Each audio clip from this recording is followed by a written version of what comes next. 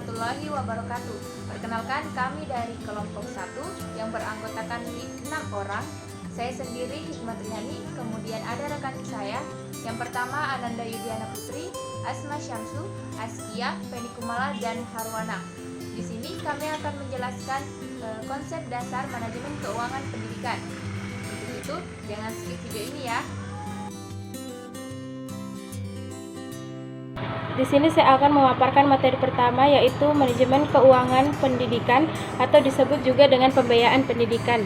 Biaya pendidikan adalah sejumlah kegiatan yang berhubungan dengan pengadaan keuangan, pemanfaatan keuangan hingga pertanggungjawaban keuangan dengan harapan tercapainya tujuan pendidikan secara efektif dan efisien. Sementara itu, dalam arti luas, manajemen keuangan berarti pengurusan dan pertanggungjawaban dalam menggunakan keuangan baik kepada masyarakat, pemerintah daerah maupun kepada pemerintah pusat, dari perencanaan, pengorganisasian, pelaksanaan sampai ke pengawasan dan pertanggungjawaban keuangan. Manajemen keuangan pendidikan merupakan kegiatan pengurusan atau ketatausahaan keuangan meliputi pencatatan, perencanaan, pelaksanaan, pertanggungjawaban, dan pelaporan. Dengan demikian, manajemen keuangan pendidikan dapat dimaknai sebagai rangkaian aktivitas yang terdiri dari perencanaan, pembukuan, pembelanjaan, pengawasan, dan pertanggungjawaban keuangan sekolah. Adapun pengertian pembiayaan pendidikan menurut para ahli sebagai berikut. Yang pertama, menurut Nanang, kata pembiayaan pendidikan adalah sejumlah uang yang dihasilkan dan dimanfaatkan untuk membiayai kebutuhan pendidikan seperti gaji guru, pengadaan sarana dan prasarana, peningkatan profesionalitas guru, kegiatan ekstrakurikuler, kegiatan supervisi pendidikan, dan lain-lain. Saya akan menjelaskan tentang bentuk biaya pendidikan. Adapun bentuk biaya pendidikan menurut Sulistioningrum ada 3, yaitu yang pertama biaya investasi. Biaya investasi adalah biaya transaksi yang harus dibayarkan setiap kali investor ingin membeli maupun menjual instrumen investasi. Besarannya biaya tersebut berbeda-beda sesuai dengan jenis barangnya. Yang kedua itu biaya operasional, adalah biaya berkelanjutan untuk menghasilkan suatu produk maupun melaksanakan kegiatan sistem kerja. Yang ketiga itu biaya operasional adalah biaya pendidikan yang harus dikeluarkan oleh peserta didik untuk bisa melanjutkan proses pembelajaran secara teratur dan berkelanjutan. Nah, selanjutnya itu yaitu jenis pembiayaan pendidikan. Ada beberapa jenis pembiayaan pendidikan. Yang pertama yaitu biaya langsung. Diartikan sebagai pengeluaran uang yang secara langsung membiayai penyelenggaraan pendidikan, pengajaran, penelitian, dan pengabdian kepada masyarakat. Biaya langsung juga diartikan sebagai biaya yang secara langsung menyentuh aspek dan proses pendidikan. Sebagai contohnya biaya untuk gaji guru dan pengadaan fasilitas belajar mengajar. Biaya-biaya yang dikeluarkan untuk keperluan pelaksanaan pengajaran dan kegiatan belajar peserta didik berupa pembelian alat-alat pelajaran, sarana belajar, biaya transportasi, dan gaji guru. Biaya yang dikeluarkan oleh pemerintah, orang tua maupun peserta didik sendiri. Berikut jenis-jenis biaya yang merupakan bagian dari biaya langsung, yaitu biaya rutin. Biaya rutin merupakan biaya yang digunakan untuk membiayai kegiatan operasional pendidikan selama satu tahun anggaran. Biaya ini digunakan untuk menunjang pelaksanaan program pembelajaran, pembayaran gaji guru dan personel sekolah, administrasi kantor, pemeliharaan dan perawatan sarana dan prasarana. Adapun jenis biaya pendidikan yang kedua yaitu biaya tidak langsung. Dapat dimaknai sebagai biaya yang umumnya meliputi hilangnya pendapatan peserta didik karena sedang mengikuti pendidikan, bebasnya beban pajak karena sifat sekolah yang tidak mencari laba, bebasnya sewa perangkat sekolah yang tidak dipakai secara langsung dalam proses pendidikan, serta penyusutan sebagai cerminan pemakaian perangkat sekolah yang sudah lama dipergunakan. Berikut jenis-jenis biaya yang merupakan bagian dari biaya tidak langsung. Yang pertama, biaya pribadi adalah biaya yang dikeluarkan keluarga untuk membiayai sekolah anaknya dan termasuk di dalam Forgotten Opportunity. Yang kedua yaitu biaya masyarakat, adalah biaya yang dikeluarkan oleh masyarakat untuk membiayai sekolah atau di dalamnya termasuk biaya pribadi. Yang ketiga yaitu monitoring cost, adalah sebuah bentuk pengeluaran dalam bentuk uang baik langsung maupun tidak langsung yang dikeluarkan untuk kegiatan pendidikan.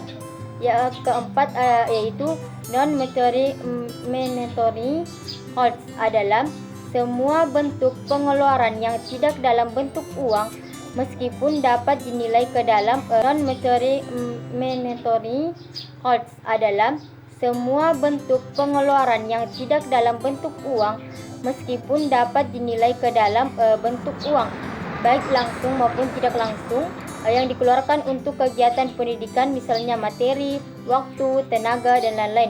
Dalam peraturan pemerintahan nomor 19 tahun 2007 tentang Standar Nasional Pendidikan SNP pasal 62 disebutkan bahwa pembiayaan pendidikan terdiri atas biaya investasi, biaya opsional, dan biaya personal. Materi selanjutnya yaitu sifat pembiayaan pendidikan dan struktur biaya pendidikan. Yang pertama yaitu sifat pembiayaan pendidikan. Dalam pengadaan, perencanaan, dan pengawasan biaya sangat perlu diketahui sifat-sifat biaya. Pada dasarnya, menurut sifatnya dikenal 3 macam biaya, yakni biaya tetap, yaitu biaya yang cenderung bersifat konstan secara total dari bulan ke bulan tanpa terpengaruh oleh volume kegiatan dengan beberapa asumsi tertentu seperti kebijakan manajemen, periode waktu, dan lain-lain.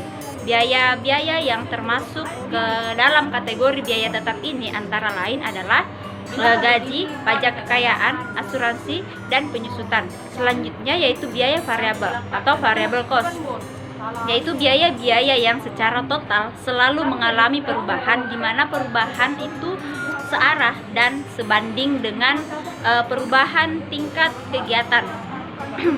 Dalam hal ini tingkat kegiatan perusahaan dinyatakan dalam satuan aktivitas.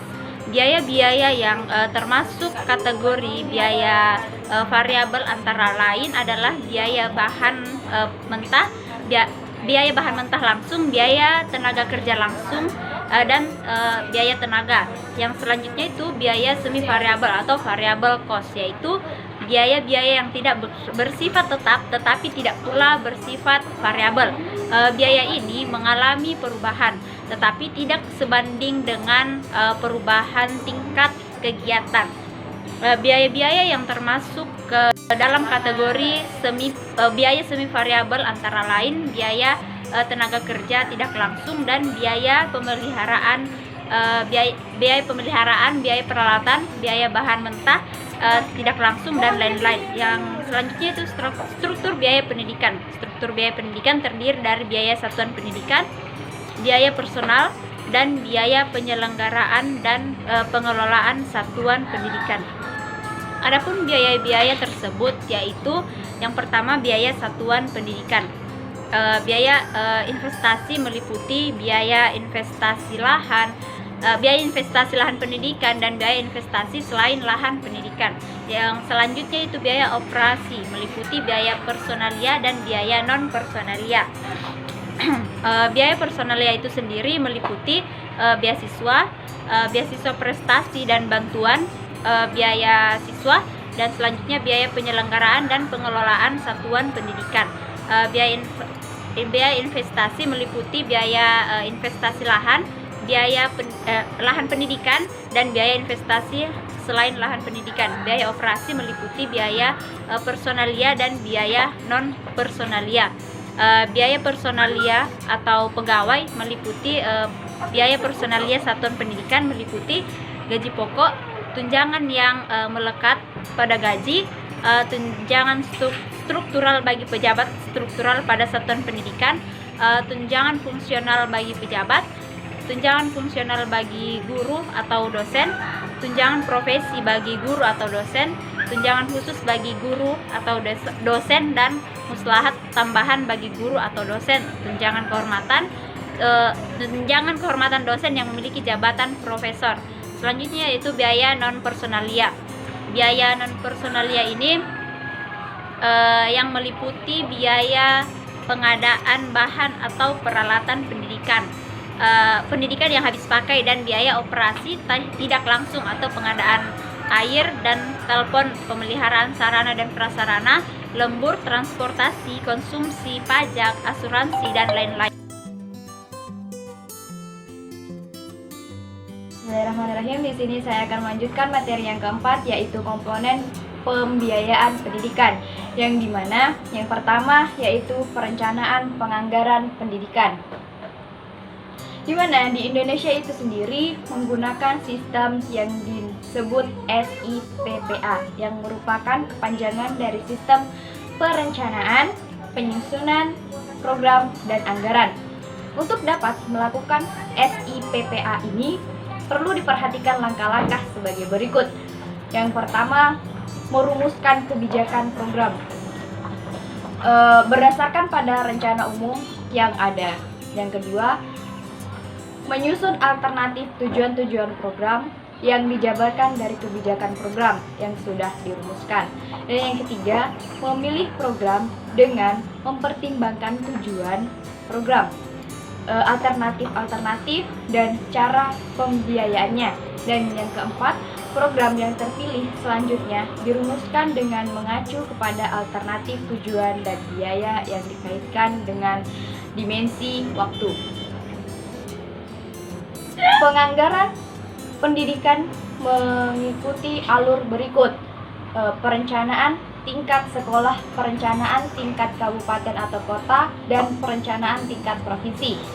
Sumber pendapatan dan penerimaan sekolah dapat berasal dari pemerintah, masyarakat, organisasi, dan perorangan. Dalam penyusunan RAPBS, semua aspek keuangan beserta mekanisme penerimaan dan pengeluaran serta harga satuan setiap komponen kegiatan harus diperhitungkan. Kepala sekolah harus memutuskan anggaran yang diperoleh dari pemerintah dalam usulan kebutuhannya di tahun yang akan datang, sehingga kebutuhan besarnya biaya yang dibutuhkan akan terpenuhi dan tidak mengalami kekurangan. Dan yang kedua, pelaksanaan anggaran pendidikan. Mekanisme pembiayaan pendidikan sekolah negeri di Indonesia mengalami perubahan seiring dengan pelaksanaan kebijakan desentralisasi dan otonomi daerah. Saat ini, aliran dana dari pusat ke daerah dilakukan melalui mekanisme dan pertimbangan, khususnya melalui dana alokasi umum atau yang bisa disebut DAU, yang bersifat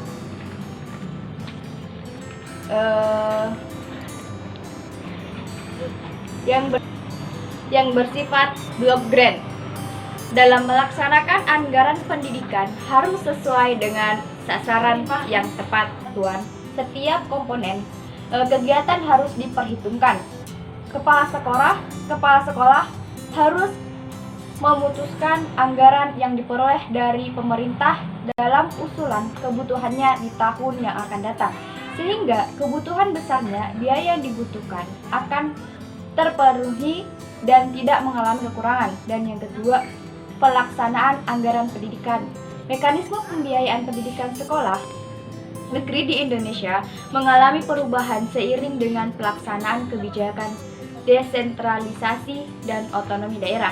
Saat ini, aliran dana dari pusat ke daerah dilakukan melalui mekanisme dan pertimbangan khususnya melalui dana alokasi umum atau yang bisa disebut DAU yang bersifat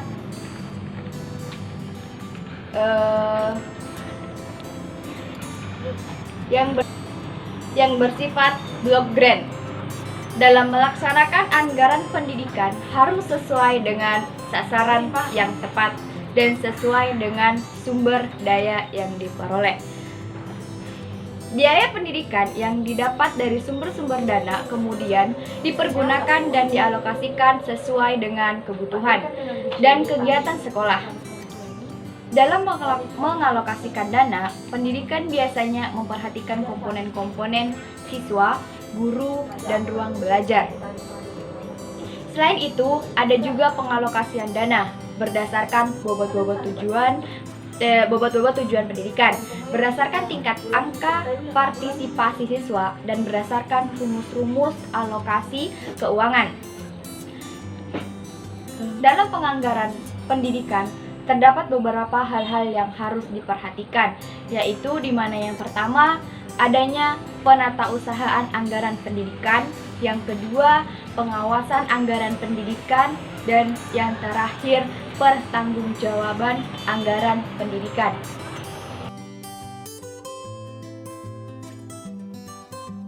Bismillahirrahmanirrahim. Baik, di sini saya akan menjelaskan materi kelima, yaitu peran pembiayaan dalam manajemen pendidikan. Sebagaimana dijelaskan bahwa dalam penyelenggaraan pendidikan dibutuhkan berbagai sumber daya. Di antara sumber biaya yang dibutuhkan adalah biaya. Pembiayaan pendidikan merupakan salah satu aspek penting dalam kebijakan di sektor pendidikan. Isu tentang pembiayaan pendidikan meliputi berbagai aspek, mulai dari cara memperoleh dana untuk biaya pendidikan atau pembahasan terkait sumber biaya, cara mendistribusikannya, serta cara mengawasi penggunaannya agar efektif dan efisien. Dari sisi level kebijakan, pembiayaan pendidikan tidak hanya relevan di level pemerintah pusat dan namun juga relevan di tingkat sekolah. Bagi pemerintah sangat penting untuk diketahui jumlah sebenarnya anggaran yang diperlukan untuk keperluan pendidikan pada umumnya dan khususnya untuk sekolah.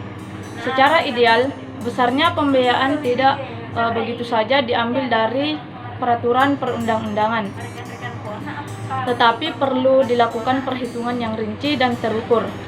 Sebagai contoh, dalam pengalokasian biaya pendidikan, kita telah mengetahui besarnya anggaran yang dialokasikan oleh pemerintah untuk penyelenggaraan pendidikan. Namun demikian, persoalan berikutnya adalah cara membagikan atau menyalurkan anggaran tersebut ke pos-pos yang telah ditentukan. Pada prinsipnya, anggaran pendidikan harus dialokasikan secara adil dan berorientasi pada keperluan pembelajaran siswa. Pembiayaan pendidikan merupakan satu konsep yang seharusnya ada dan tidak dapat dipahami tanpa mengkaji konsep-konsep yang mendasarinya. Ada anggapan bahwa pembicaraan pembiayaan pendidikan tidak lepas dari persoalan ekonomi.